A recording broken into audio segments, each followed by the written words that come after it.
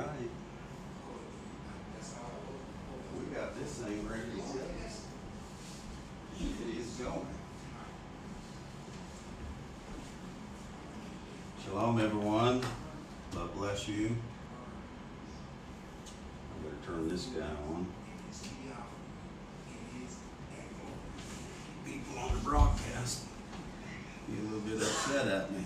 They can't hear me. Yeah, that's true. Alan? Yeah. Tell Patty to grab a couple of batteries that fit the mics. Double A's? Double A's. They're in my office. Okay. Yes. I'm pretty sure that's going to go dead on me before. Because we've used it like 3 times now or so. Well, it's good to see everyone. And Friday night session, so it's an open session. We can talk about anything you want and talk as long as you want. Brother Alan and Patty will be in here in just a couple of minutes. Sister Connie was not feeling well, so Daniel stayed home to take care of her. I always say that. I'm sure he's not really taking care of her, but he stayed home with her.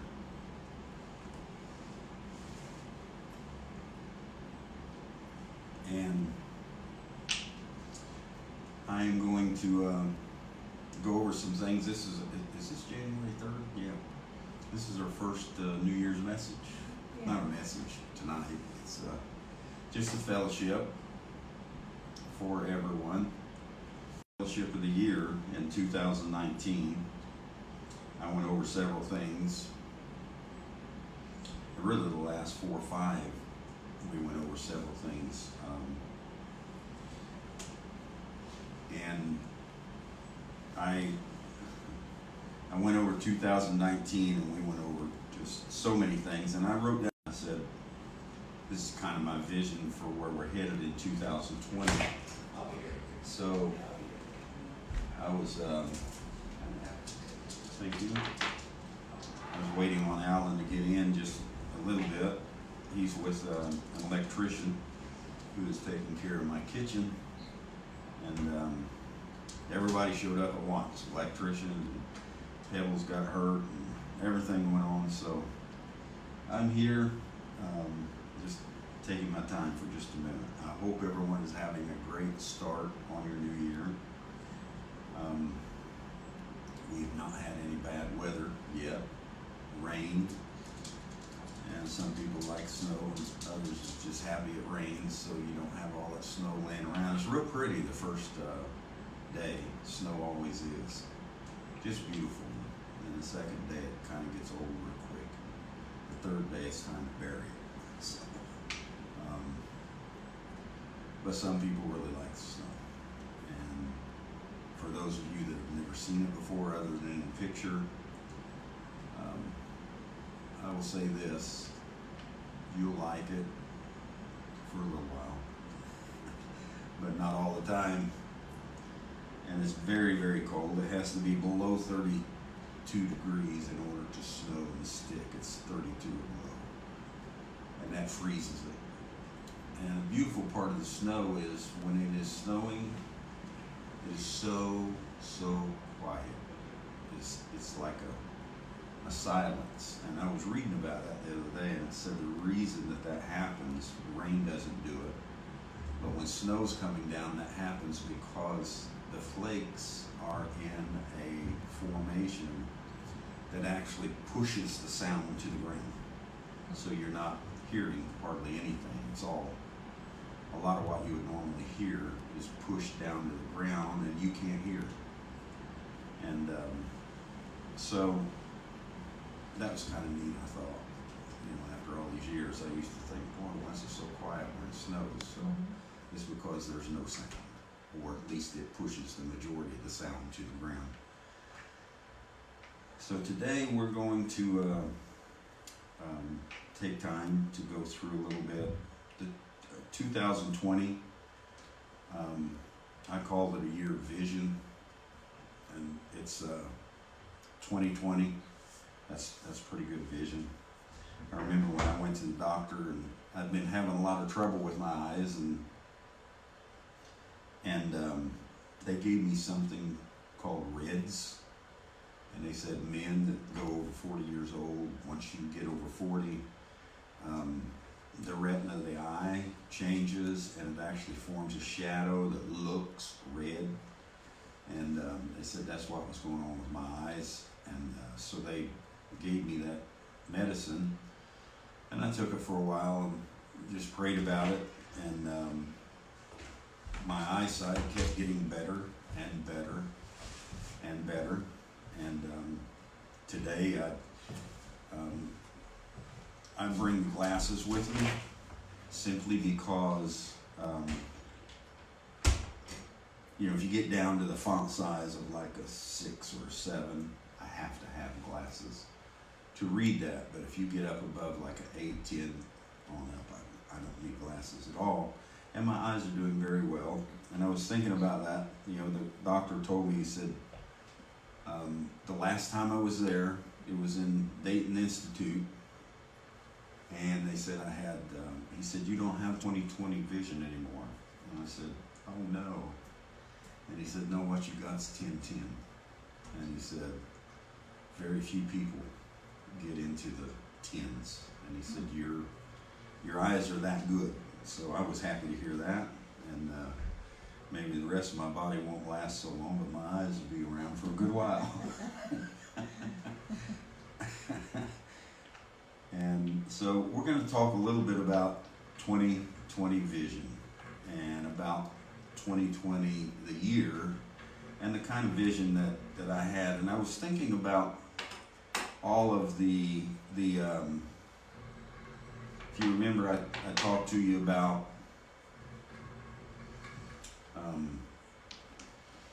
all the cycles. Those cycles, there are so many different cycles. I mean, I named off 4 or 5, but there are just literal thousands of cycles your body's going through every day. Cell cycles, and then from cell cycles you go into the cycles of a man and the things that his body cycles through every so many days. The woman's body cycles through every so many days. You got your heavenly cycles, the moon and the sun cycles, the earth cycle itself. So many cycles that you are going through without even thinking about it every day. And I took us through the individual cycles that I saw, and those individual cycles were from darkness to light. And if you remember that, it went from the darkness into unrest, in rest and understanding. And then there were the seals, the cycle of the candles, which out of the candles is a chakra, and it has the 7 candles. Out of the chakra comes the seals and the trumpets and the thunders and the vials and the new heaven, new earth. All those things keep rolling. And then we had the cycle of resurrection, and we had all these different cycles, pulling them from the individual lives, pulling them from personal experience. Now we come to 2020, and I think 2019 gave us an understanding of ourselves more so than I've ever seen for myself. All the way back into 15 and 16, 14, 15, 16. Kind of taking everything out of the skies and out of the cycles and out of the movements of the earth and everything else, and we were kind of pulling it into us, but kind of wrestling around with how to handle that, gods and devils and satans and demons and holy spirits and human spirits and carnal minds and theophany minds and spiritual minds, and you could just go on and on and on. That it was we were trying to understand ourselves. Well, by the end of 2019, for those of us that have hung in there, paid attention, which are literal thousands all over the world, including me, I hung in there, I paid attention, and I learned a lot off of you, every one of you. it fits. It connects. It's really beautiful. So 2020, this is our first get together, our first session, and I kind of wanted to look at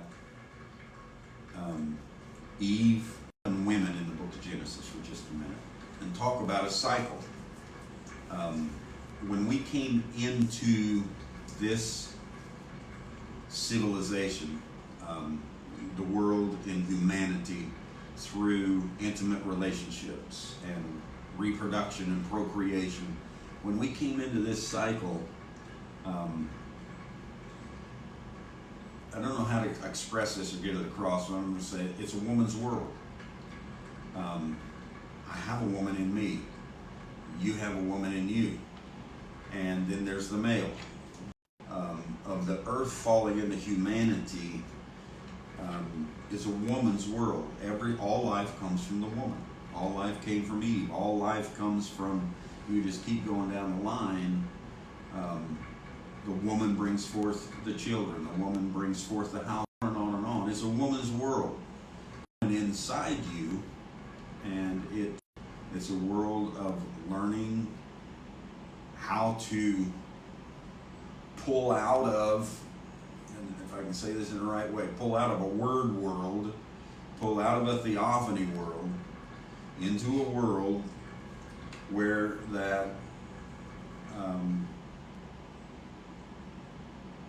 we acclimate to the nature of woman. We acclimate to the nature of female. We acclimate to that nature, and the male leaves his mother and father. This is in the natural even. If you pay attention to your scripture, he leaves his mother and father and goes and cleaves to the woman, to his wife. How many years and generations have you listened to it be the other way? The woman's got to give up everything and leave her mother and father and go cleave to her husband, and then she has to surrender to her husband. Well, that's all fine, and there was a time when all that happened. But now that the light is coming on our movement, our understanding, our scripture for our day, and all these different things, we're starting to see that the woman, the female, is the character that this holy thing called the Spirit wanted to bring out.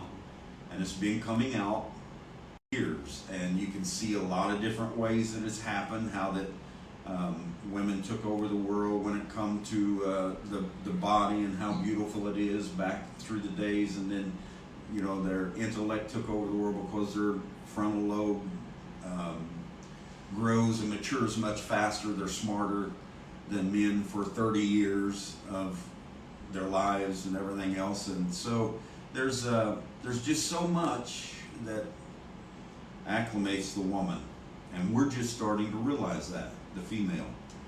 And the male, which is what we, the Word, so to speak, we wanted to dominate with the Word. But the theophany world, the Word, and the world of the male-female split out, and the woman world, the female world, are two different worlds. And you can't take the nature that we have now and follow the Word with it. You can't do it. I don't care who you are. I don't care how hard you try. You will not be able to follow the Word. You'll have a feeling. You'll have an anger. You'll have a jealousy. You'll have a strife. You'll tell a lie. You'll get into a pinch to where there's only one way out, and you're going to take it. You won't tell a lie. You say, Brother Parnell, just ask yourself how many times you've done it through life, from a child all the way through. Even if it's as simple a lie as you don't like the clothes your husband's wearing, and he looks at you and says, "Are these okay?" And you say, "Yeah, they're fine." And you just lied. It's in you. And the lady stands there and she gets herself all pretty, and she says to the husband, "Do you like this dress?" And he says yes, when in the back of his mind he's saying, "Don't you have something else you can wear?" But that's what we do. We do things that are lies against our nature. And when you do that, you just broke the word. You broke what the word says you're supposed to do. You broke the theophany civilization and all of its contact. You broke the honesty. You broke all kinds of things. But why did you break it? In order to save the feelings of the person you're with and not hurt them. So that tells you very plainly, there is some things that are better off going outside the word. Just speaking the word and being done with it. There's things that are better off. So this woman's world that we stepped into, I was looking at the book of Genesis, and I ministered this message on the 7 women in the book of Genesis in Boston years ago, is all I know to say. And I remember Brother LaVale was there, and he came up to me afterwards and he said, "You can't preach what you just preached. You're not supposed to preach that." And I said, "Well, it's too late. I already did it." "But what do you mean?" And he said, "William Branham didn't teach that there were 7 women in the book of Genesis that typed out the bride and the life of Christ. He didn't teach that, so you can't teach it." And I said, "Oh, I get it now." So I said, "What I'm understanding from you, sir, is unless William Branham said it, we can't say it." He said, "That's right." I said, "Well, okay, do you really want to go that route?" And he said, "Yeah, that's exactly the way it is." And I said, "Okay, then don't ever say that William Branham was the fulfillment of what he was. He brought the scripture up, he laid it out for the people, but he never said it before. So don't ever say that again." "Oh, no." I said, "You don't say what he meant. You said, say what he said." And I said, "By the way," I said, "don't bring up Revelation 10:7 anymore and say it was William Branham, because he never said he was Revelation 10:7. He just threw the scripture out there and said there's supposed to be a prophet come that's Revelation 10:7. He never said he was it. So stop about half of your message, because every time I hear you preach, that's all it's about." And he just stood there and stared at me, and he said, so when I was young, he said, "You sometimes is the worst thing." So I said, "Yeah, sometimes you're right." But it was these 7 women that I was looking at, and I have a much better understanding of it now. I see where you're going. Okay. And these 7 women were Eve, Noah's wife, Sarah, Rebecca, Rachel, Tamar, and Asneth. So I never heard of some of them, Brother Parnell. Eve was Adam's wife. It doesn't give Noah's wife's name, but we know he had a wife. He had 3 children, so forth. Sarah was Abraham's wife. Rebecca was Isaac's wife. Rachel was Jacob's wife. Tamar was the son of Judah's wife, who died, and then she was passed on to another son, and he died, and then Judah wouldn't give her the 3rd son because he's afraid he'd die too. And so Tamar was 3 young men's wife under Judah, who was a son of Jacob. And then there's Asneth. If you go over to like Genesis, the 50th chapter or so, you'll find that this was Joseph's wife. So you had Adam, Noah, Abraham, Isaac, Jacob, Judah, and Joseph. And those 7 women were their wife. And so when I took a good look at that, I thought, we've been talking about cycles in 2019. And you can pour me one of those too. We've been looking at these cycles in 2019. And I went back and I took another look at these women. And Eve did what? Took us all into what we call total darkness. S-I-N, unbelief. Eve was the beginning, and if you remember the 7 dimensions and the 7 cycles and the the trumpets and the seals and the vials and the thunders and the candles and all those cycles, all of them start out with darkness and they keep moving through, evolving to understanding. So Eve was that, quote, darkness that put us into an unknown position where we had never been in all of creation, in all of eternity. There had never been a sexual relationship in the earth, in the theophany civilization, in the spoken word civilization. There had never been any of that. Eve took us into the unknown. Darkness. That's all darkness is. It's not like dark out here. Darkness is just the unknown. And then they came into this unknown and they changed the elements of the earth. They took on the elements and they changed it. Well, who's the one that brought the greatest catastrophe and changed the earth so completely that it had ice caps on both ends, it had clouds it never had, it went into all kinds of things about the earth. It had huge gashes where it was gushed open and broken and everything else, and it was Noah's wife and Noah. They entered the ark and they went through these things. So that's your second. You go from darkness into the elements. And then there's Sarah, and after they came out of the ark, Nimrod built Babylon, and then Abraham came over here and he began the civilization of Israel and many other nations. But Sarah stepped into time. It took 2,000 years almost, 1954 years from Abraham to Christ. And so Sarah was that time element that started all those things off and stepped us into time. And time slows everything down. Darkness doesn't slow everything down. Elements don't slow everything, but time slows everything down. When you take a piece of eternity and you encapsulate it, you slow it down, you put it through the prism, and all of those colors begin to show up, and all of those manifestations begin to show up in this little space of time. And everything that was in her and Abraham was called the bosom of the Father.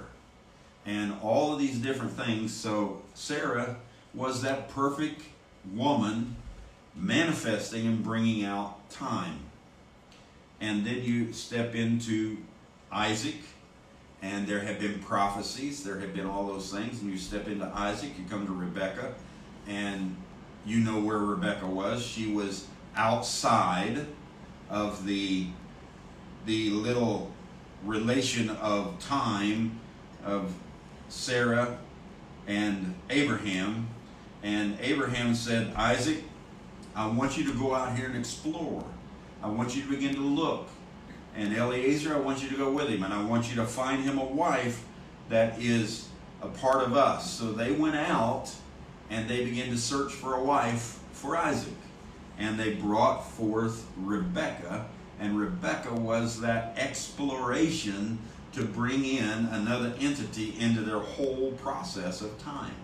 Rebekah was it. She was a beautiful type of science coming in. Once you begin to move out of the darkness, once you begin to evolve in the elements, and you begin to have enough time to start discovering everything, then comes science. Then comes all of these things, that all of these discoveries, all of these ideas, all of these inventions, on and on and on. And Rebekah was that perfect type of that. And then you come to Jacob, who is the son of Isaac, and of course Esau. And Rachel was the lady that Jacob wanted to choose. He wanted to have her. He wanted her to be his wife. But you know what began to happen? Here he was working on the farm of Laban, and Laban said, if you work 7 years, you can have Rachel. Work for me 7 years, make my land prosper, show to me that that you're going to make money for me. You're going to bring more cattle. You're going to bring more sheep. You're going to make me a prosperous man. Show me that. Work for 7 years. You can have Rachel. And so Jacob worked through all that unrest, making Laban rich. And that's what that Rachel, that's the lady who, after science, you come into unrest because you're trying to look at everything that you're discovering and figure out how I'm able to put an identification to it, I guess is the best way to put it. And so at the end of 7 years, they had a ceremony, and they all got drunk, and Laban put a veil over Leah's face. Leah was the older sister of Rachel. And he sent her into the tent with Jacob. Total unrest. Jacob wakes up the next morning and looks around and says, "Oh my God, what happened here? This is not Rachel." And Laban said, "Well, Leah was older than Rachel, and I cannot have one of my daughters marry without the oldest one marrying." And so he gives all of his excuses, and it put them all in total unrest. They were in unrest for 14 long years because he said, "You work for me another 7 years, and I'll give you Rachel." That was a tough situation for Jacob. Rachel was in total unrest, thinking she would be with her husband, and she couldn't be. Rachel was in total unrest going through the second 7 years, and then in the meantime, Jacob had feelings against Laban. He took poplar sticks, threw them on the water for the cattle, and he told Laban, he said, "I'll make a deal with you. You give me, since you done me the way you did, you give me all the spotted cattle, and I'll give you all the cattle that are not spotted." Well, the poplar sticks caused the cattle to be spotted, so Jacob took almost everything. And so there was a battle between Jacob and Laban. And after 7 years, Jacob got Rachel, and they moved from unrest into enlightenment. Enlightenment meaning that what you understand is going to come to pass. What your desire is going to happen. Although there's all kinds of unrest, there is enlightenment in all that unrest because you are learning preservation of the seed, preservation of you, preservation of who you are, preservation of your identification. You're learning all those things. If you go over into Genesis, I think it's the 38th chapter, you know, it's going through a long story of all of Abraham's seed, and then it stops for a moment, and it talks about someone else in the 38th chapter of Genesis, and that is Tamar.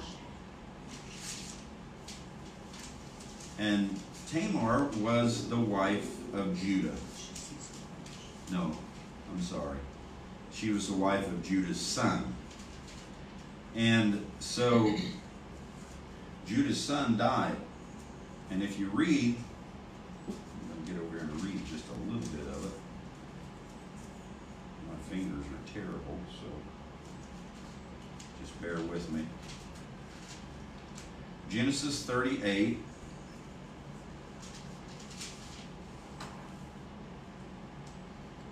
We come to enlightenment.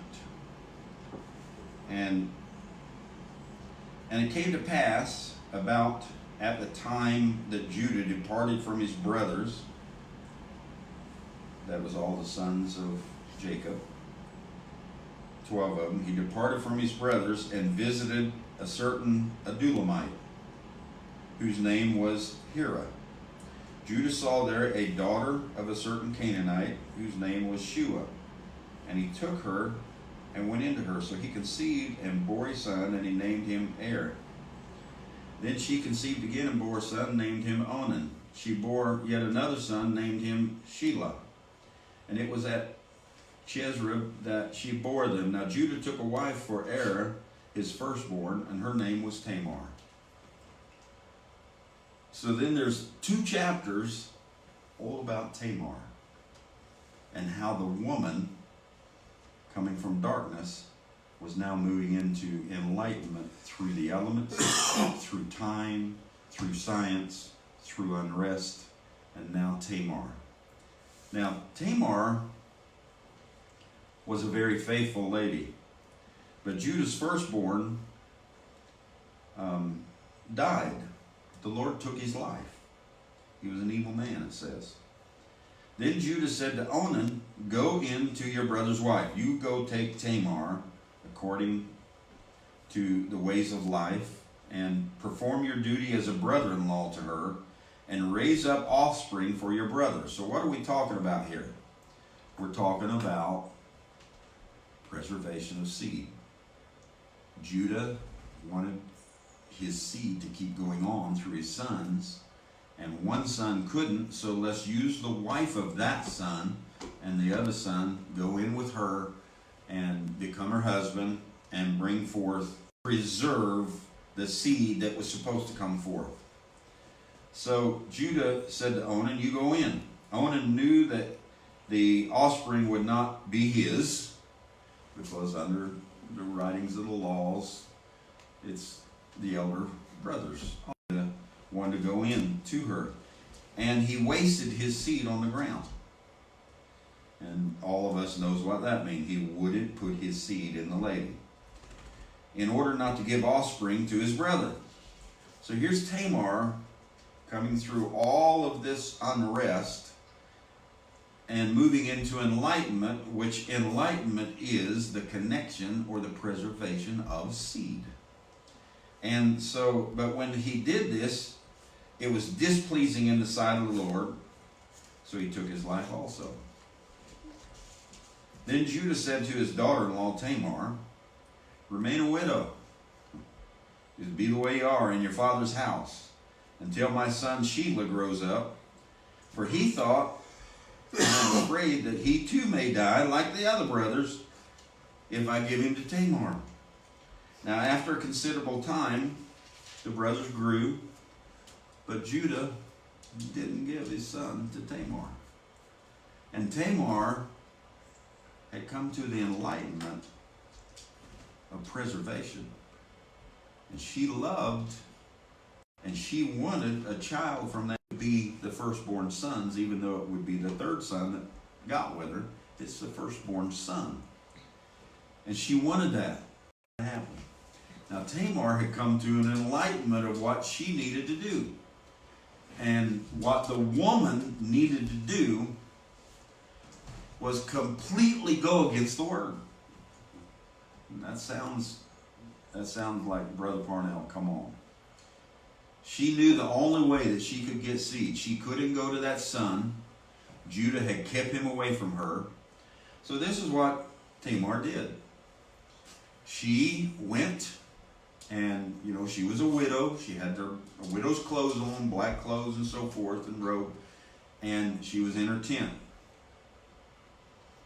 And she went and got prostitutes' clothes. She went against all of the lines of generations of word. She went and got a prostitute's clothes to preserve life.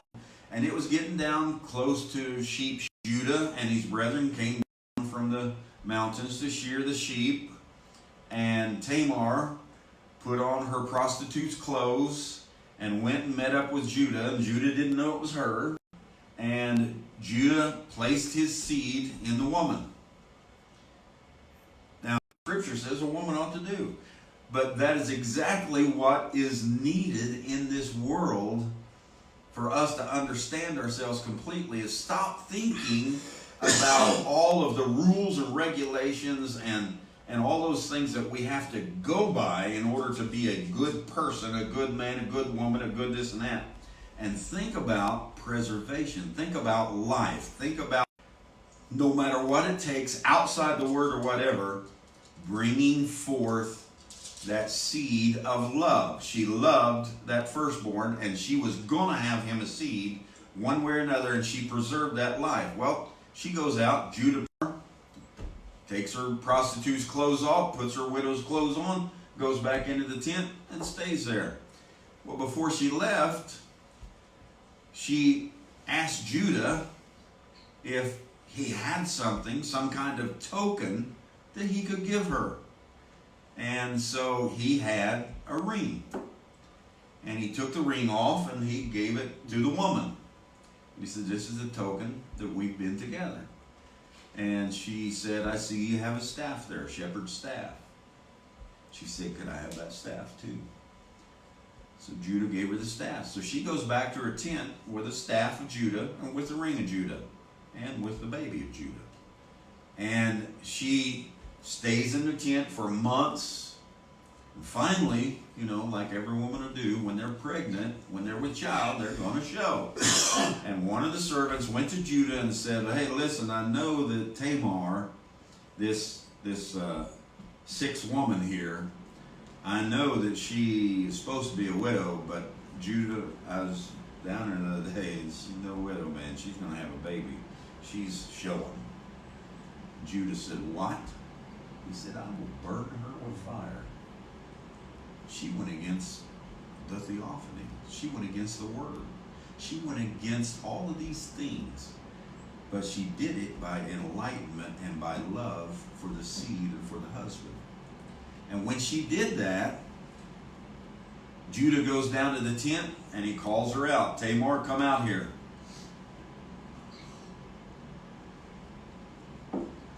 Let's watch everybody get real enlightened now. She steps out. She's standing there. She's pregnant. It's showing. And Judah said, I am going to burn you with fire. You have been the prostitute when you were supposed to be a widow to my son. Well, she wasn't supposed to be a widow to his son. She was supposed to went with his third son to have a child for his son. But Judah broke the word and then turned around and said, I'm going to burn you with fire for breaking the word. And so Tamar, she brought on a little bit of enlightenment. She opened everybody's eyes to a good understanding. She said, well, okay, if you want to burn me for being a prostitute, you go ahead and do that. But I have something to reveal here before you do that. And he said, okay, what is it? She said, I have a ring and I have a staff. And this ring and this staff, whoever these two are, whoever these belong to, this is his baby. And everybody was in total shock because it was right out in front of them, Judah's ring and Judah's staff. And they looked at Judah, and the words that came out of Judah's mouth brought him to some great enlightenment, because he makes the statement, you're more righteous than I am. He woke up to the fact that when enlightenment comes, listen to me, stop worrying about how you got there.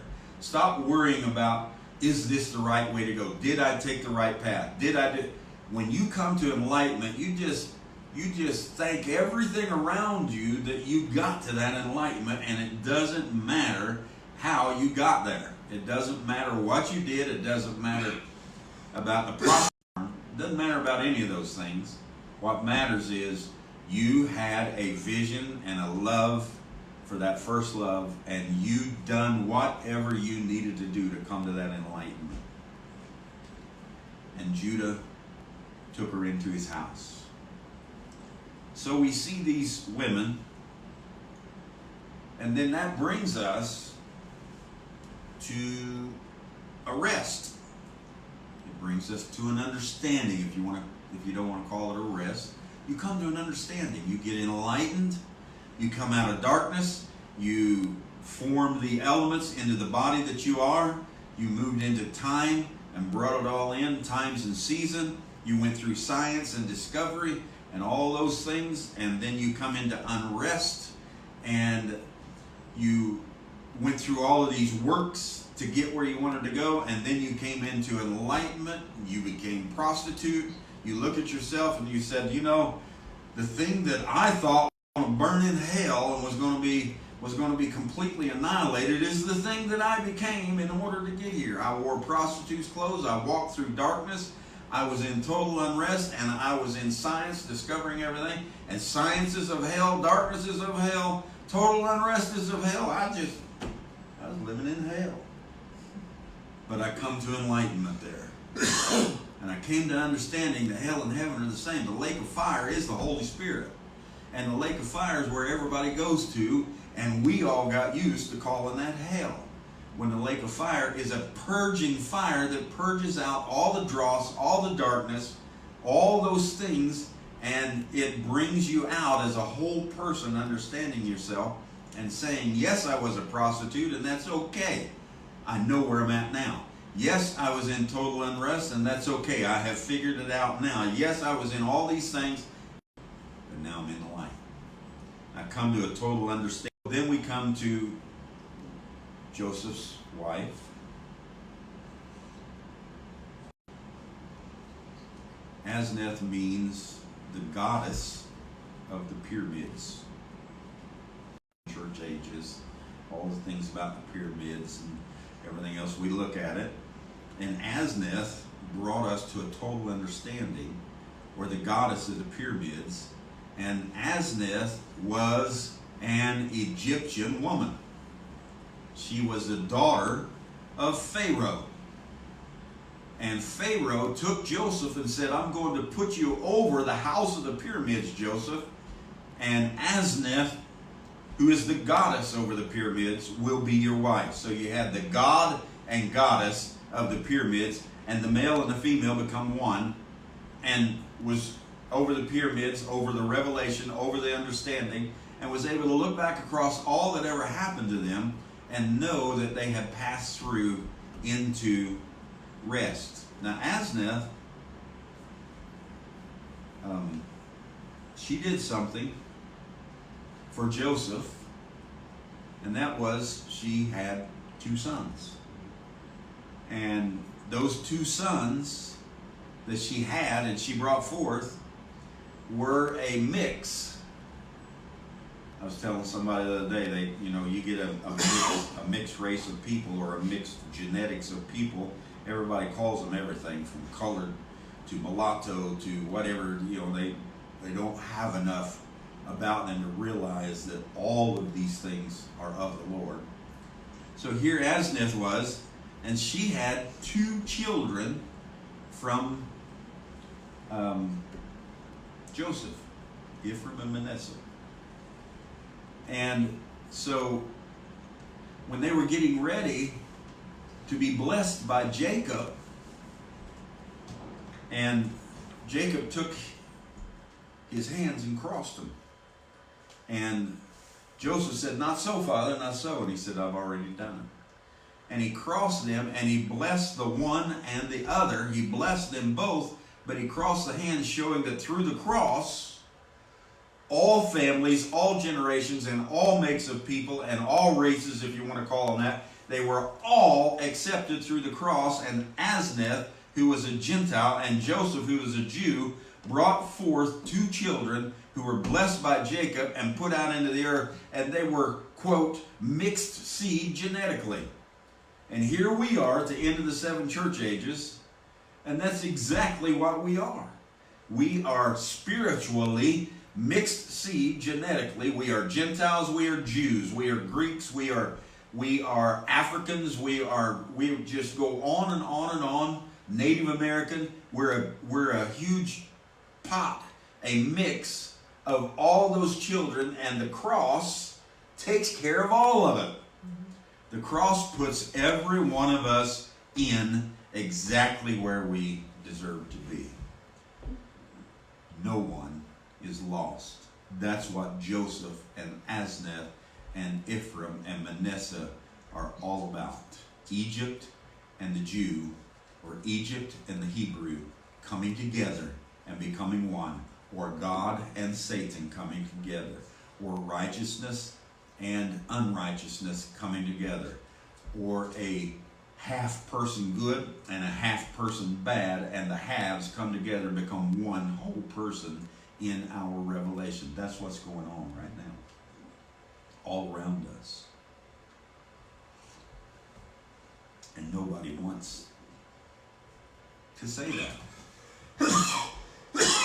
Everybody wants to keep separation going on. Everybody wants to keep sin on the earth. We're all accepted now. That's the scripture. That's the types. That's the shadows. He died not only for his own, but for the world also. John said it. Different ones said it. We are now in a place to where everything is totally accepted by the Spirit. Now, yes, the Spirit wants to change some things about us. You say, how do you know that, Brother Parnell? Because I want to change some things about myself. And I'm in the image of the Spirit.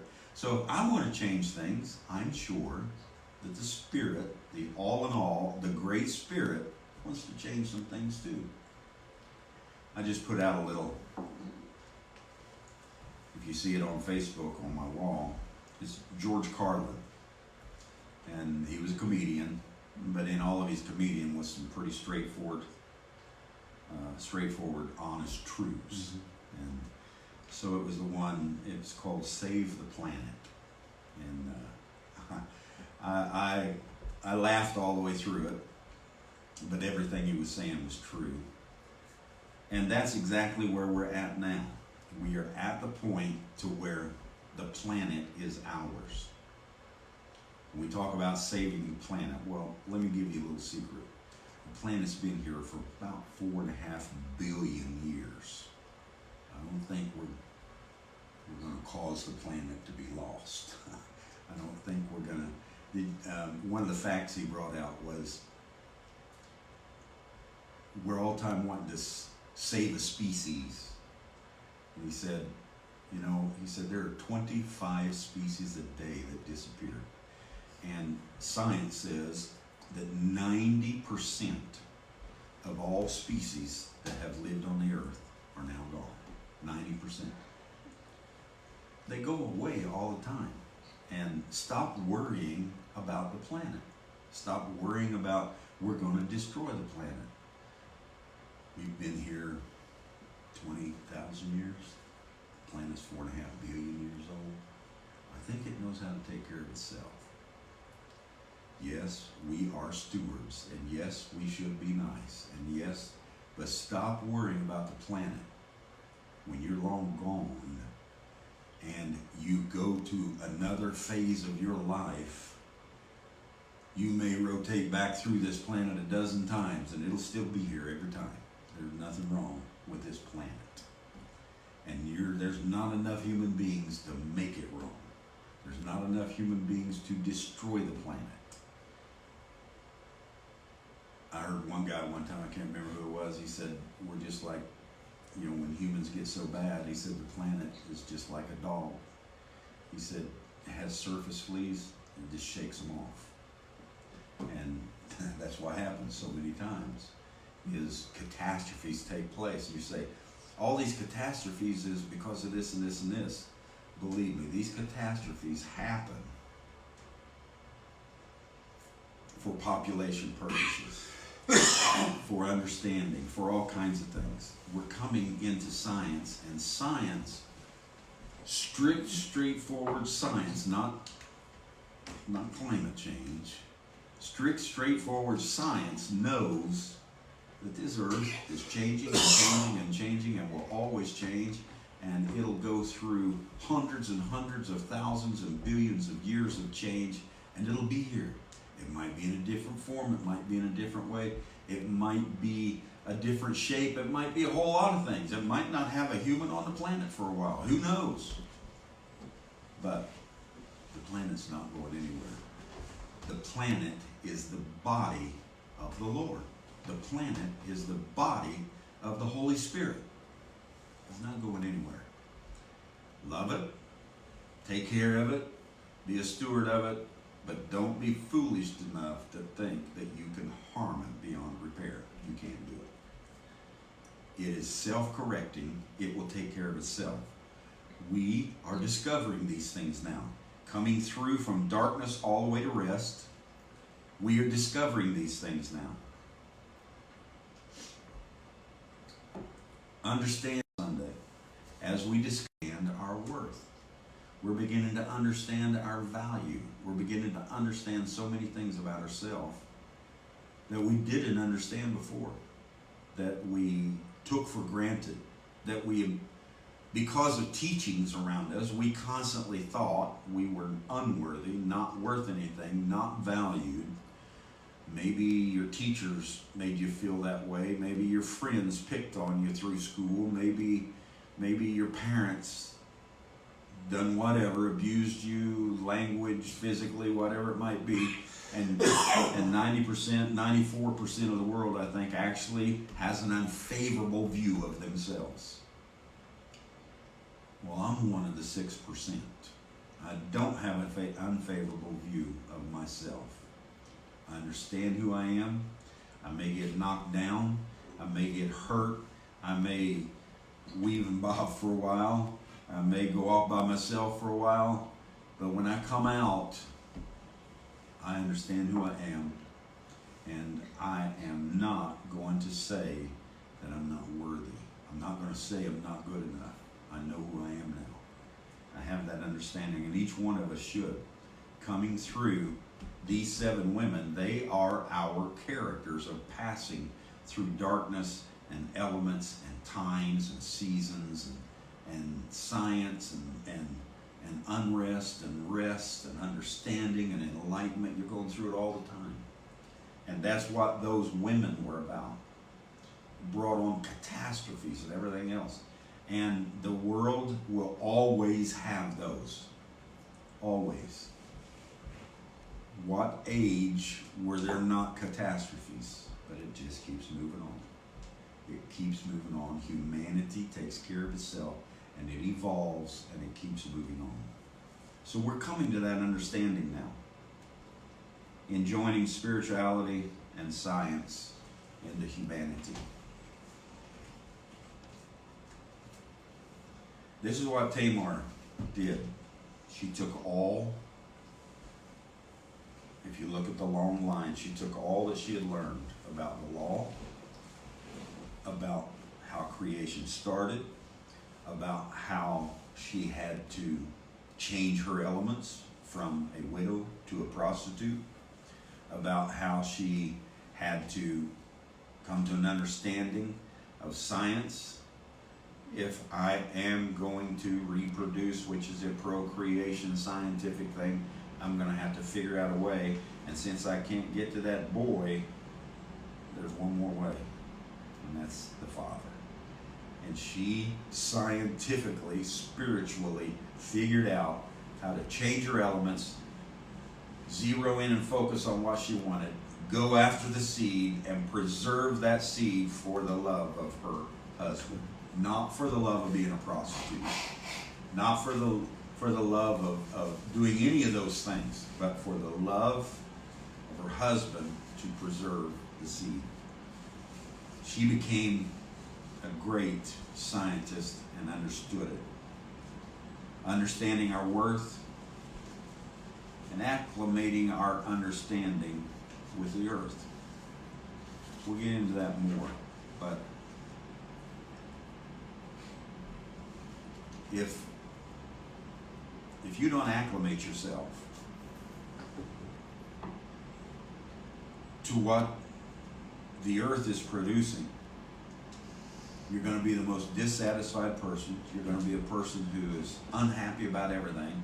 You're going to be a person who fulfills very few goals and desires in your life because you're going to be so busy worried about every little thing, the way you mess this up and the way you mess that up and the way you raise your children and the way you treated your wife and the way you did this and that. All of those things you should work on all the days of your life, but you need to acclimate to the earth. You don't need to acclimate to being a theophany. That's over. You're never going to go back to the theophany that you were, ever. You may go back into a theophany form, but that theophany back there had no logic, no understanding, or had logic but no understanding. It didn't know itself. When you go back into a theophany form now, it won't be the same person, because you will have all of this knowledge turned into experience. So it'll be the same being, but it certainly won't be the same character and the same person. So we make all the necessary adjustments. Acclimate to the earth, not to theophany, not to spoken word. That's what I heard for years and years and years. We need to be the spoken word. Everybody knew you couldn't be a theophany. Everybody knew that was too hard. So we jumped over to the next best thing. We'll be the spoken word, the word made flesh. Well, I'd like to, if you want to use rules and regulations on that, I'd like to sit down around each one of you for about a week, and I'll show you all the ways that you are not the spoken word. Because you can't be. What you are is a human. And that's what we need to do, is acclimate ourselves to the earth the way humans enjoy and have fun and prosper and live long lives according to the things of the earth, the things you're around, the things you learn from, the nature, the herbs, everything that's going on in the earth. Acclimate yourself to it and stop separating yourself from it. Now, we've come to a better understanding than separation. Separation doesn't do anything for you. Uniting does. And I can show you a little message preached in 1963 called Uniting Sign and Time. And there was a little Kentucky prophet that said separation is over. This is the uniting time and sign. Everything is uniting. So we're there. Make the necessary adjustments. Recasting our weaknesses to match our strengths. I'm not saying that you take your weaknesses and you make them the same thing as your strengths. But I'm saying take your weaknesses and work through those and come to a point to where that it matches the strengths of these over here. So in my weakness, I am made strong. If you are strong in over here, where's the only place you can be made stronger? Is in your weaknesses. So you come over here and you push your weaknesses, work on them, acclimate yourself, and work on those and push the weaknesses up to where you have a good balance. And when you do that, you'll become what's needed in the earth for connection among the human race with all things, with the planet, with the animals, with the bird kingdom, with the botany kingdom, with everything. You'll connect up. When you understand yourself, I'm not running around out here worried about, is the botany kingdom going to die? I am no more worried about that than anything. But I want to take care of the botany kingdom. I'm not out here running around saying, "Oh my God, we're human beings are so horrible. We're slaughtering animals." I'm not worried about it. The earth will take care of itself, and it'll get rid of the humans if it needs to. The earth is the body of the Holy Spirit, and it'll move the humans out and let the animals grow back if it needs to. It'll do whatever it needs to do. Bring the catastrophes, bring whatever. Acclimate. Say to yourself, I love this. I love this kingdom. I love this kingdom. I love this kingdom. And they're going nowhere. They are with me. And let that free flow through you. And stop worrying about what's going to happen to them. They're eternal, just like you and me. If we don't see them with our natural eye out here, they're still here. Honey's still here. Mm-hmm. I can't remember your dog's name. Bear. He's still here. But Brother Parnell, this happened and that happened. For whatever reason, okay. But they're right here. They're right here. They're living with us. They're in realms that we can't see with the natural eye. until we continue to flow in the right direction, and enough of a flow that we start breaking down those barriers that are all around us. And even though they're living dimensionally somewhere else, we can look at them, we can talk with them. See, I don't believe everything's going to live in this dimension. Lord, it would never all fit. But I do believe that everything lives dimensionally.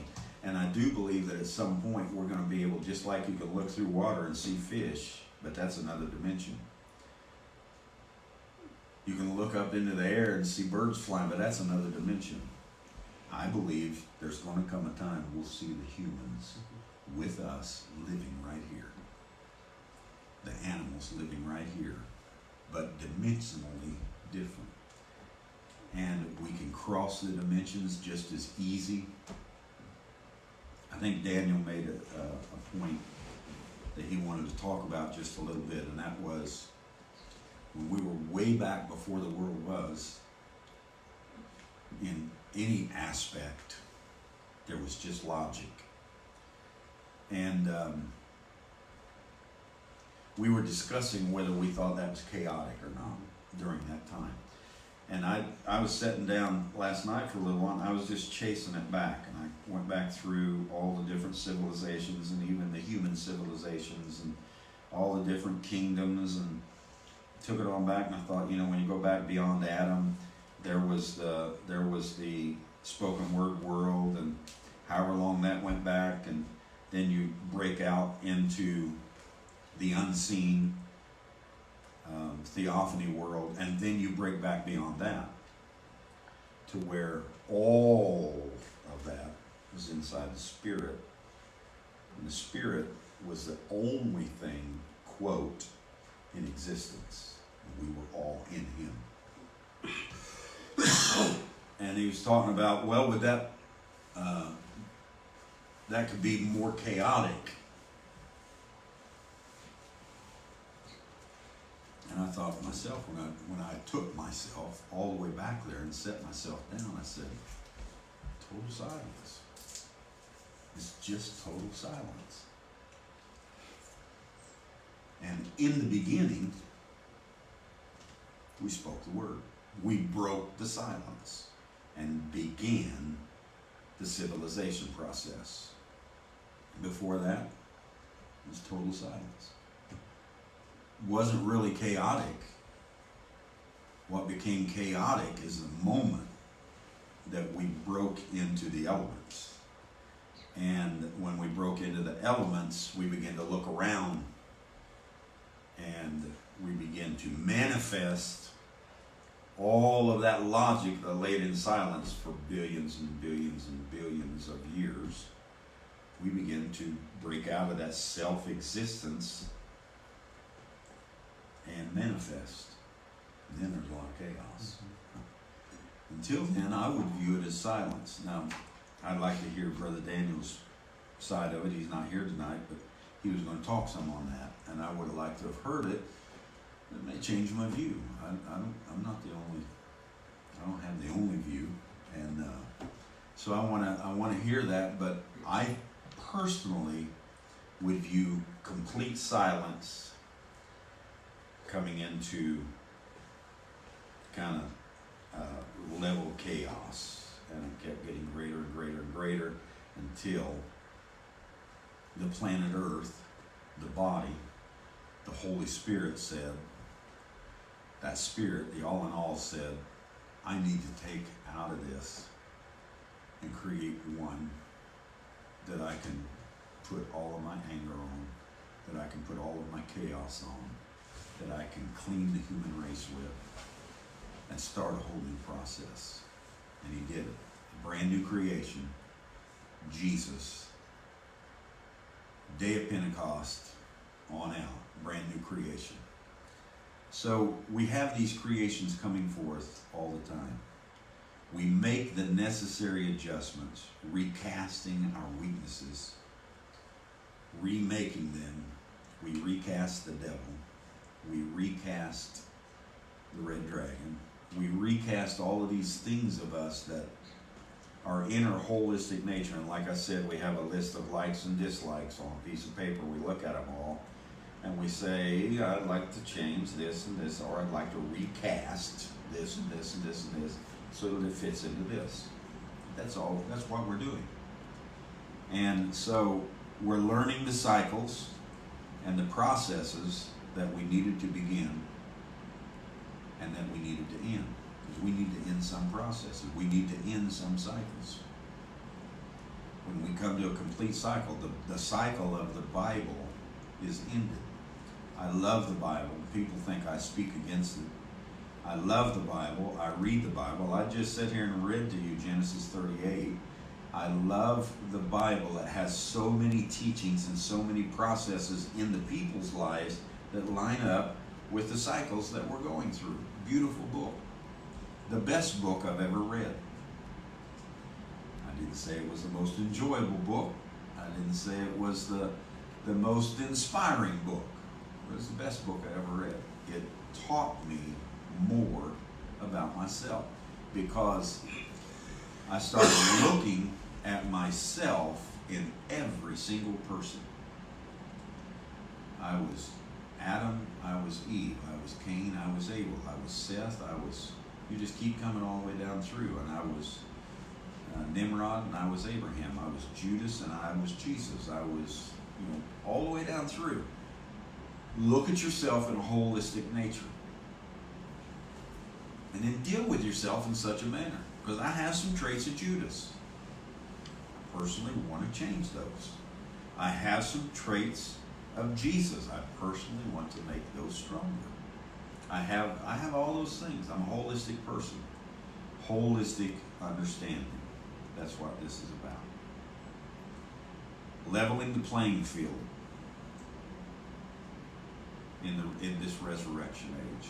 This is the resurrection age of Matthew 22. And we are leveling the playing field to where that we are no longer giving nor taking in marriage. We're not trying to make somebody superior, inferior. We're not doing it, but we are as the angels. And in this resurrection, all 7 brothers have died. The woman has died. Just go read Matthew. The 7 brothers being the 7 church ages, the woman being the church, all of it has died. And we've come into a resurrection age. We've come into an age where that we are leveling the playing field, and we're all in this together, and we're all understanding these things. And every one of us have it in us to understand it, speak it, talk it, walk it, and be it. Every one of us have that in us.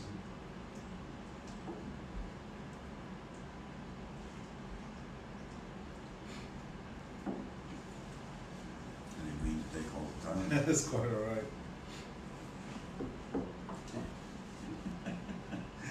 No, I was thinking back with you talking about all of us being here, all the dimensions, they're here on Earth in a dimensional form.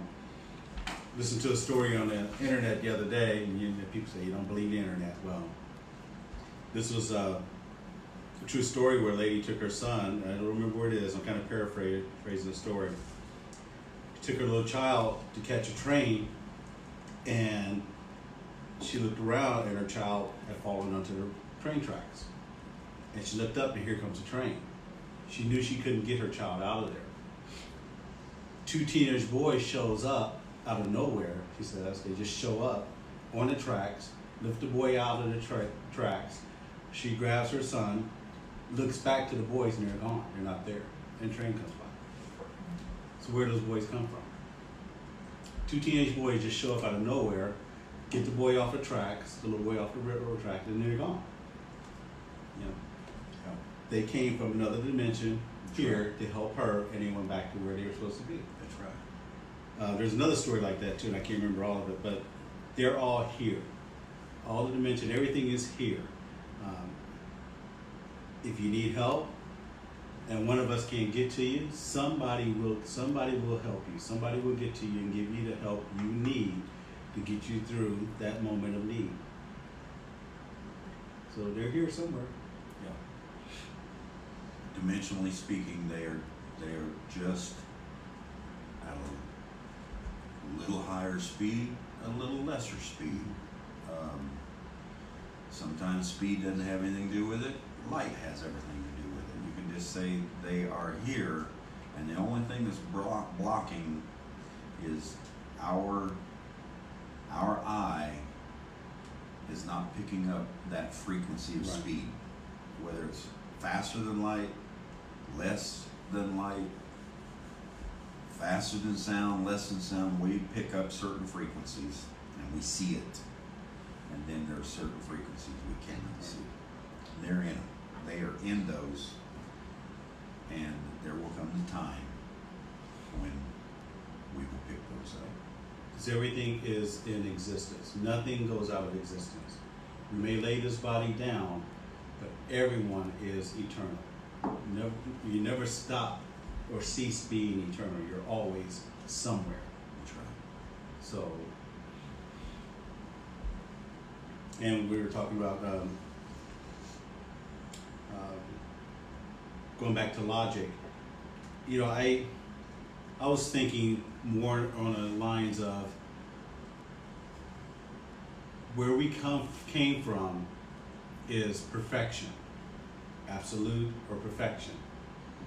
Like we were talking, what makes it perfect? Or what titles it gives it that title perfection? I mean, it has no meaning there because everything is perfect. So there's nothing saying that that's perfect. Yeah. What defines it? What defines it? Yes. So we have to create something to step into chaos in order for that perfection to be labeled perfection. Yeah. So that's what we're doing. We're into a state of evolving ourselves to understand our perfection, to understand who we are. That's right. And that's all, that's basically the meaning of life. You're here to evolve, to become a better, more evolved being, to give your understanding and your logic meaning. Because before it didn't have meaning, it just was there. Yeah. Now it has meaning, now it has understanding, now it has a definition to it. And you take that back with you, understanding more of who you are, a more evolved being. And you know, I was thinking as we were discussing those things, how that logic and all of those different things that we move through, we say to ourselves, we came here under amnesia. And the more I thought about that too, I just look back across it and I say, all this involvement and all this development and all these things that keep passing back and passing back and passing back. And I say to myself, where did we ever pick up amnesia? We just picked up new processes, a process we'd never been in before. So we could have used our logic on it. We had logic there. But what we found out, you and I, is every single process we ever moved through, it didn't fit in the Word. It didn't fit there. We thought of the Word as being something else. So it's not that we took on amnesia, we took on something new. And as we take on something new, I didn't lose anything I had. I just begin to see it developing in a different way than what I thought it would. Right. It's like dropping,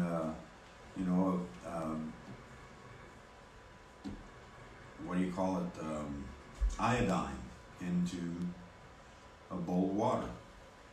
And why science didn't know what in the world happened for a long time.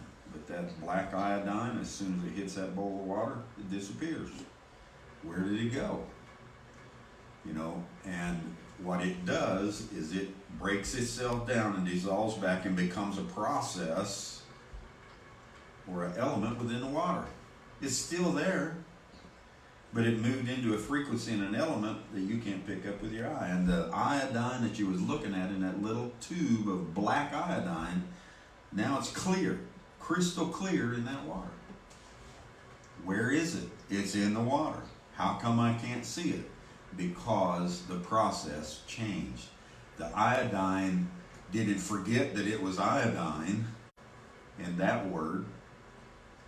but it changed this process, and now it's something new, and it moves forward from there.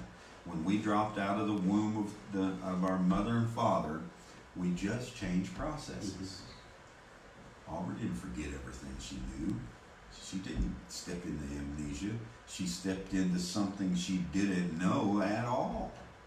And Sister Nora did, I did, every one of us did. You step into something that you don't know at all. So it's not amnesia. You're just straight up learning a process that you never knew before. So you have to keep, the brain is a data process. It's a storage bin. Right. It's a drawer to put everything in, and then go back to the drawer and open it up and get everything you want out of it. The brain is that. And when you hit a new process that you've never known before, there's nothing in the drawer. You start new. And when you start new, you begin to fill the drawer up again. And you fill it up, you fill it up, you fill it up. And then when that process is finished, you hit another one. You didn't lose all this and all this and all this and have amnesia about all these other 3 drawers. You just in a 4th drawer. And you're having to build your data again based on the process that you're going through. So I kind of, in my mind, I've walked a little bit away from the whole amnesia concept of it. And I just believe we're entering new things all the time. And as we enter those new things, we have to form, build, create, and make another drawer full of data inside the brain. We were talking earlier today about the brain, and the brain being a storage unit, or like a computer. It's a memory. It's a hard drive that you put memory into, and it stores that memory. You can bring it up whenever you need it. But when you come through that womb, you're born here, you come through that womb, that brain is an empty storage unit. There's nothing there. So it's not really amnesia, it's just that there's nothing there yet. Your soul is the nature of your spirit. Your spirit is there, but it doesn't have a nature to it yet until that child starts developing. And it develops with the 5 senses of the flesh, 5 senses of the spirit. It starts developing, understanding its surroundings, learning, and as it's doing that, that soul is evolving, and that brain is storing all that information that it's evolving into. So eventually it'll come to the point where when you leave here, your brain has all the memory that it's ever going to have while you're here, and you take that memory with you. That soul takes that memory with it. Yes. And merges back into that, and the spirit understands that perfection, understands its imperfection, and emerge, and that spirit evolves based on that soul merging back with that spirit and evolving and giving it an understanding of what it is. So when you leave there to come here, it's not like amnesia, like you forget who you are. You just, there's nothing to remember. That slate is totally empty. You just move from silence to chaos. To chaos, exactly. And in that chaos, you gather and gather and gather data. Yep. You fill up the process. And once you're done with the process, you might be 80, 81, 82 years old, 102, 104, whatever it is. When you hit the next process, all of that storage is there. But the reason that you don't use it so much is because you're in a brand new process and you're doing things that you never did before, and you're filling up another bank. Yeah. And if you think that brain is not a memory bank, you hit it upside the head hard enough, it will forget who it is. That's right. It's still the same being.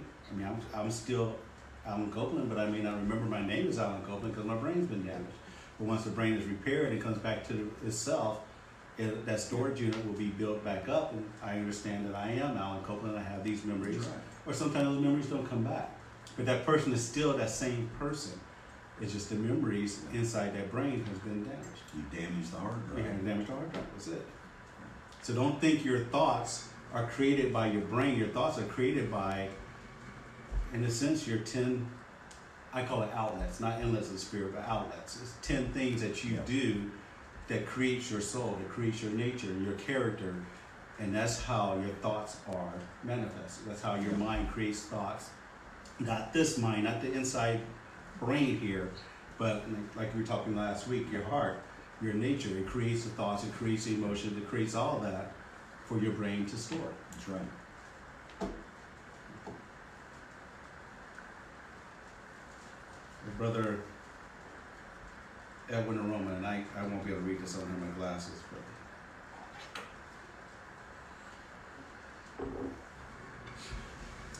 When we came here, I think it's not really amnesia, but zero knowledge, unknown to known, needed to learn, feel, and understand.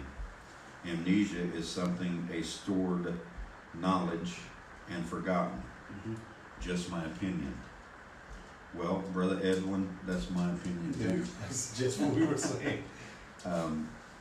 It's not a matter of amnesia, it's a matter of starting a new process. And in starting a new process, I mean, you can have, let me put it like this, you can have a chief engineer who drew up a complete blueprint of electronics and mechanics and everything else in this brand new Ford pickup truck.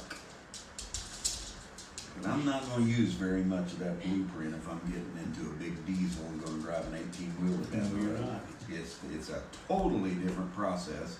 I don't lose any of the Ford pickup truck process that I put all that data in. But what I do is I enter another process where I don't need it. And so I'm building another process. I'm learning how to rebuild diesels, and I'm learning how to use the gears, and I'm learning how to, and on and on and on, all the different things you need to learn about that. So it's not that I took on amnesia and lost all of my Ford thinking.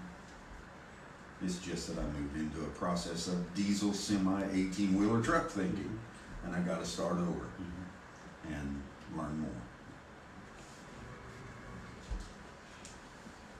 So all of the gurus out there on amnesia, just think of it a little while, and you'll realize that really it's not that. What it is at sometimes 1,000 times in a lifetime, you'll start over. You know, when I was a young man, I worked at a place called J&J Tire Company. And I'm going to tell you, me and this other guy named Doug, we worked together on trucks, we worked together on cars, we worked together on semis, and we could change out a set of tires quicker than anybody. They would time us, and then whoever done the best, you know, you got bonuses and this and that and that because you satisfied your customer. Well, when I left J&J Tire and I went into the paper company, there wasn't a whole lot about tires I hadn't learned.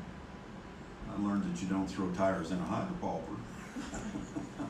You learn those kind of things, but it's a totally different process. I learned about paper. I learned about chemistry. I learned about, and I started over.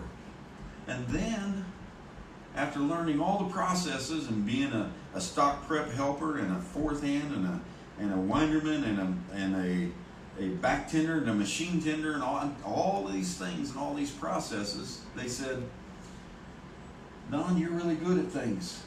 And what we'd like to do is we'd like to bring you over into management and get you a degree in human resources, and we want you to be a human resource leader for the whole corporation. And you know what? I didn't do much that had to do with the chemistry of paper, nor did I do much that had to do with changing tires when I went into the human resource department. I started over and began to rebuild data again. It wasn't amnesia. I lost all the things I learned about tires, and it wasn't amnesia that I lost all the things I learned about paper. I just went into another process of human resource and start over and build the data again. So now I got 3 drawers full of industrial revolution in my brain. And if I ever go back out there again, and start up in some other process, I'll start filling up a fourth drawer.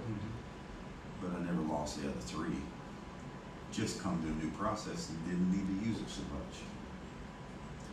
You came to a new process when you entered human civilization, and that's why you started over.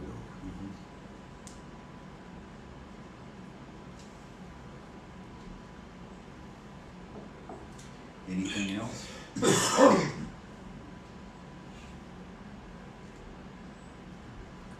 Aubrey wants to say something. I can feel it.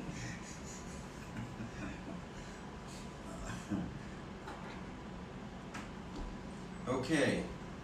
You know, I was thinking about that. I thought, Alan and I were in here today. We were working on my kitchen, and there was a wire running through the cabinet. It took us about 10 minutes to figure out how we could adjust that wire. Yeah, we did. So we finally come up with a way to do it. And but in the midst of doing it, you know, fire flew through the house and everything. I'm electrocuting myself. And I got to think, and then we was both scared to death of it. You know, it was like a snake in the house.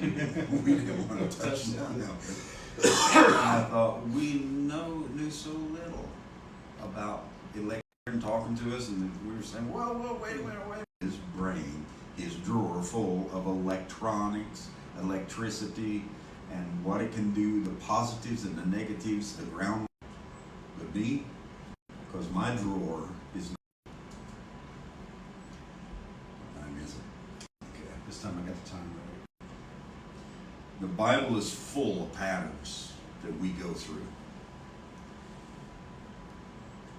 The processes we go through are everyone new, all that you gain. You're not losing. You're just moving into something new. And there may come a time when you use a lot of it. And you may not. But you have the process in the bank. So,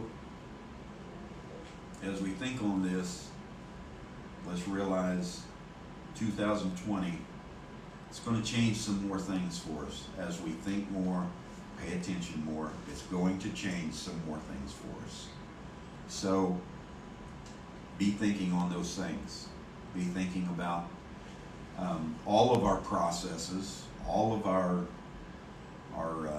thinking when it comes to the heart, the mind, the frequencies, the dimensions, and I'm sure as we go through those, might not be my generation, might not be yours, but some generation is going to break through a process, and they're going to see a lot of people doing a lot of things in a realm, just like you look through water.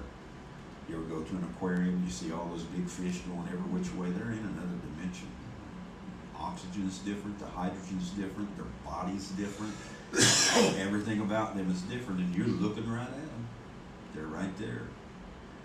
And that's exactly what's going to happen one day. I don't know how it's going to happen, but we're going to break these dimensional processes and frequencies, and the veil is going to disappear. We're going to be looking at one another. I know this is going to sound crazy to you, but Aquaman, the last movie, Aquaman, kind of woke me up to that. I was like, wow, there are so many dimensions that we know nothing about. There may be whole civilizations living in those oceans, but this eye ain't picking them up. There may be entire civilizations by the millions living in the skies that we're looking at, but this eye is not picking them up. There may be walking right here in the earth, breathing the same oxygen and hydrogen, but their helium's a little different, and this is and we're not picking them up. We're not seeing it. And one day, it'll all develop and break around us. And I'm done with my craziness.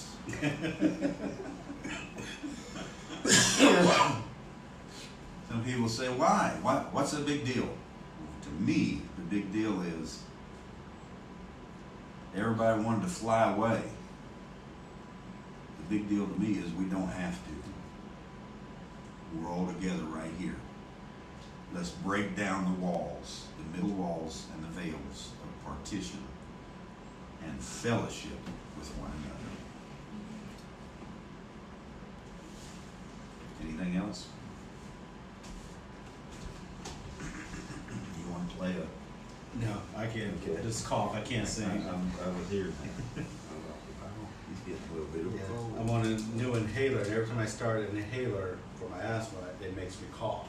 Yeah. So I'm going to have to get with the doctor and see what's going on. Okay. Well, let's join hands, and I'm still having a little bit of trouble with the live broadcast. It's my trouble. It's a new process I've moved into, and I kind of flub it up once in a while. So if it didn't work tonight, it's me. Our technician done an excellent job, so I'll get there.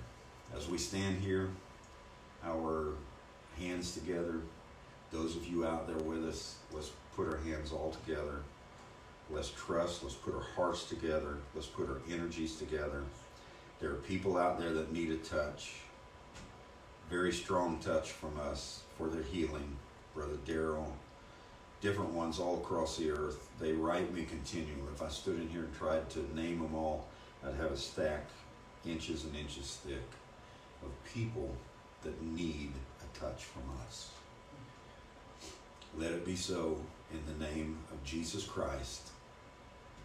Under his authority, we stand here and we declare all the desires that we have for one another in Jesus Christ's name. Amen.